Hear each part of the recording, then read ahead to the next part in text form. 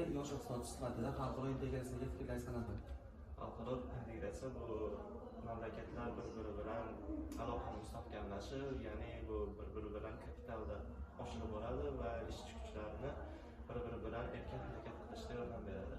Xalqaro integratsion tashkilotlarda yiriklari haqida fikrlaringiz? Eng kattalari bu Yevropa Ittifoqi, NATO, Yevropa davlatlari bor. Bu va Turkiya davlatlari o'rtasidagi bor. O'zbekiston qaysi xalqaro integratsion tashkilotlarga a'zo bo'ladi? Bu eng kattalari bu MDH davlatlari, Shanxay hamkorlik tashkilotlari va ECO va Turkiya davlatlar hamkorligi tashkilotlari. O'zbekiston integratsion hamkorlikda qaysi davlatlar bilan ish tutadi? O'zbekistonning eng asosiy hamkorlari bu hozirgi kunda Xitoy, Rossiya, Qozog'iston, Turkiya va Shimoliy Koreya hisoblanadi va hozirgi kunda Yevropaga chiqish ehtimoli juda katta o'tmoqda.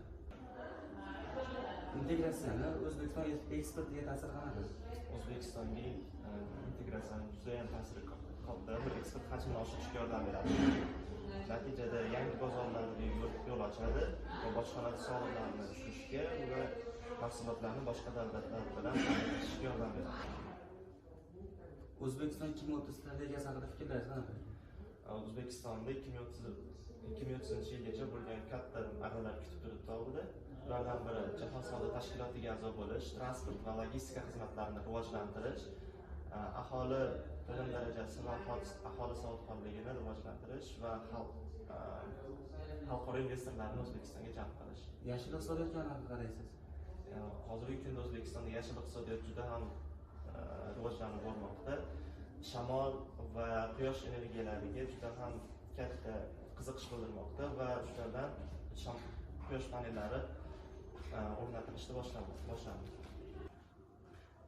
Ochiq iqtisodiyot, O'zbekiston ochiq iqtisodiyot sharoitiga qanaqa fikrlaysiz? Hozirgi kunda O'zbekiston ochiq siyosatiga alohida fokus qaratmoqda. Ulardan bu siyosat savdoni erkinlashtirish, davlat aralashuvini kamaytirish va xorijiy investitsiyalarni jalb qilishga qaratilgan.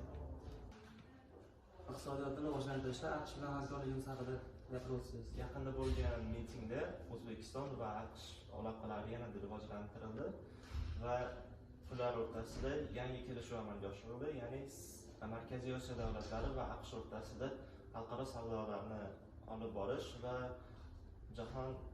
jahonda bir-birlarini qo'llab-quvvatlash va yanada bir-birlari bilan aloqalarni mustahkamlash haqida olib bordi. Suhbat uchun rahmat, aka, sog' bo'ling.